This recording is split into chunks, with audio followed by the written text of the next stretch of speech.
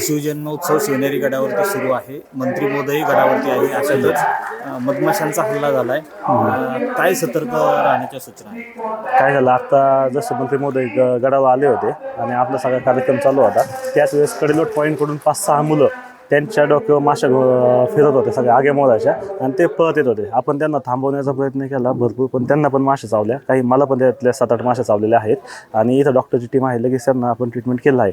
पण तरी पण आता तो तास जोपर्यंत ह्या माशा स्टेबल होत नाही तोपर्यंत आपल्याला थोडं गडावर येण्याचं थोडं टाळावं लागतं. 1-2-3 तास तरी आपण थोडं बंद करतो गड.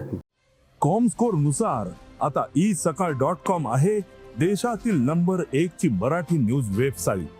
प्रत्येक अपडेटसाठी isakal.com ला नक्की भेट द्या. खरं तर सर, कालपासून मधमाशांचा हल्ला होता.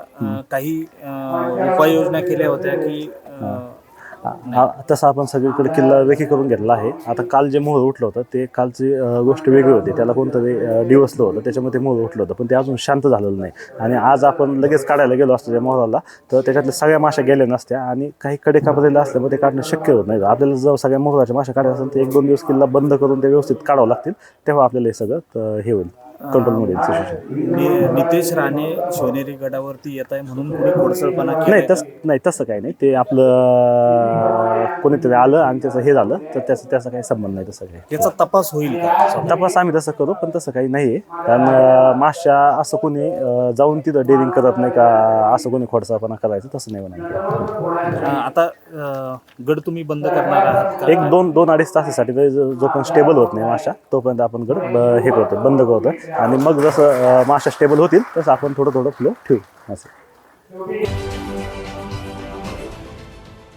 देश विदेशातील प्रत्येक घडामोडींचे लाईव्ह अपडेट मिळवण्यासाठी आता साम टीव्हीच्या सर्व सोशल मीडिया प्लॅटफॉर्मला लाईक, फॉलो आणि सबस्क्राईब करा.